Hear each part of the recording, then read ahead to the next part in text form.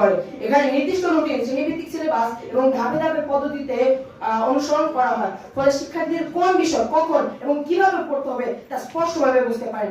একা পড়াশোনা করলে অনেক সময় শিক্ষার্থীরা অনেক কিছু বুঝতে পারে না, সঠিক নির্দেশনা পায় না, কিন্তু বিদ্যালয় সেই ঘাটতি পূরণ করে দেয়, একটি সঠিক কাঠামোর মধ্যে এনে দেয়। দ্বিতীয়ত, নিয়মিত মূল্যায়ন ও পরীক্ষা পদ্ধতি।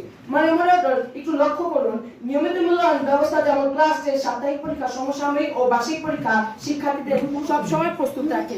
এই ধারাবাহিক পরীক্ষার মাধ্যমে তারা নিজেদের দুর্বলতা ও শক্তি সম্পর্কে জানতে পারে। শুধু তাই নয়, পরীক্ষার মাধ্যমে শিক্ষার্থীরা সময় ব্যবস্থাপনা, প্রশ্ন বোঝা এবং দ্রুত উত্তর দেওয়ার দক্ষতাও অর্জন করে, যা ভালো ফলাফলের জন্য অত্যন্ত গুরুত্বপূর্ণ।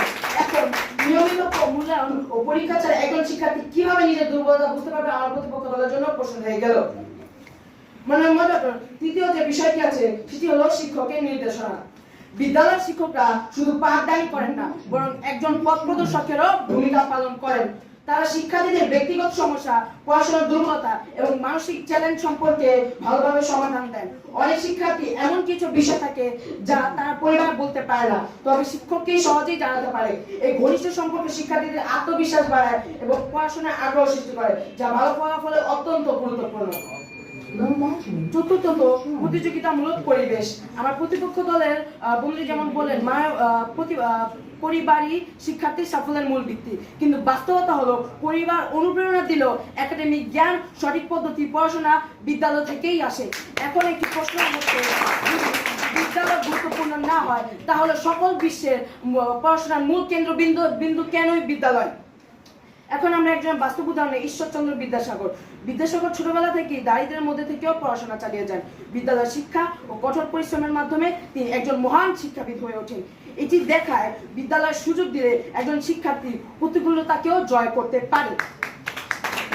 এবার আমি আমার বক্তব্যের শেষ পর্যায়ে এসে বলতে চাচ্ছি যে আমরা এটি বলছি না পরিবার ও আত্মহত্যাবসায় গুরুত্বপূর্ণ নয়, আমরা অপারেট করি। মাননীয় মডারেটর, সম্মানিত বিজ্ঞপ্তিচারকগণ, প্রতিপক্ষ সকলকে জানাই আমার আন্তরিক শুভেচ্ছা। বিশ্বকবি রবীন্দ্রনাথ ঠাকুরের বক্তব্যের মাধ্যমে আমরা কি বুঝতে পারি? সকল যে সাংগঠনিক শিক্ষা সেটা শুধুমাত্র বিদ্যালয় থেকে আসে। সাংগঠনিক শিক্ষা বিদ্যালয়ের মাধ্যমেই সম্ভব। একত্রে শিক্ষা, নিয়ম কাঠামো, এটা শুধুমাত্র বিদ্যালয় থেকে আসা সম্ভব, এটা পরিবার কিংবা নিজস্ব শিক্ষা থেকে আসে না। এখান থেকে প্রমাণিত হচ্ছে বিদ্যালয় প্রধান। তারা বলে গিয়েছে পরিশ্রম দিক নির্দেশনা কিভাবে সফল হবে যদি তাদের সিলেবাস এবং পদ্ধতি না জানা থাকে। বিদ্যালয় ছাড়া প্রকৃতপক্ষে পরিশ্রম বৃথা।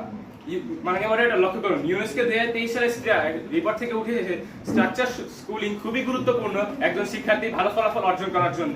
ট্রেন, টিচার, কারিকুলাম এবং এভ্যালুয়েশন একজন শিক্ষার্থীকে দক্ষ শিক্ষার্থী হতে গড়ে তোলার জন্য সহায়তা করে। মালালা ইউসুফজাই বলে গিয়েছেন, one teacher, one child, one pen and one book can change the whole world. এখানে টিচার অর্থাৎ বিদ্যালয়ের কথাই বলা হয়েছে। বিদ্যালয় বাস্তব উদাহরণের কথা কিছু একটু বলি। কিছু বিদ্যালয়ে দেখা যায় তারা প্রতি বছর 100% পাস এবং গোল্ডেন এ প্লাসের হাত ধরে রাখতে পারে। এর মূল কারণ কি? এর মূল কারণ হচ্ছে শক্তিশালী শিক্ষক এবং নিয়মিত পরীক্ষা। নিয়মিত পরীক্ষা একজন শিক্ষার্থীকে কম্পিটিটিভ মাইন্ডসেট তৈরি করার জন্য সহায়তা করে। এখানে আরেকটা বিষয় গুরুত্বপূর্ণ, সেটা হচ্ছে ডিসিপ্লিন এবং অ্যাকাউন্টেবিলিটি, যা একজন শিক্ষার্থীকে ভালো ফলাফল অর্জনে খুবই উৎসাহ দেয় এবং তাকে একজন ভালো ফলাফল অর্জনের জন্য সহায়তা করে। ওয়ার্ল্ড ব্যাংকের এডুকেশন ডিপার্টমেন্ট থেকে বলা হয়েছে, effective school is equals to better outcome. অর্থাৎ যদি ইফেক্টিভ লার্নিং না থাকে তাহলে আমরা বেটার আউটকাম পাবো না। অ্যাকাউন্টেবিলিটি সিস্টেমের মাধ্যমে আমরা আমাদের উন্নতি ঘটাতে পারবো। ইউনিসেফ থেকে বলা হয়েছে, সেফ এন্ড স্ট্রাকচার এনভায়রনমেন্ট দরকার একজন শিক্ষার্থী পড়ালেখা করার জন্য, এবং এই এনভায়রনমেন্ট কোথায় আছে? বিদ্যালয়ের মধ্যে। আমার প্রতিপক্ষ দলের প্রথম এবং দ্বিতীয় বক্তা খালি পরিবারের কথাই বলে গিয়েছেন। পরিবার আমাদের সিলেবাস শেখায় না, পরিবার আমাদের এক্সাম দেয় না, পরিবার আমাদের ইভ্যালুয়েশন করে না। এটা শিক্ষকের সমাজ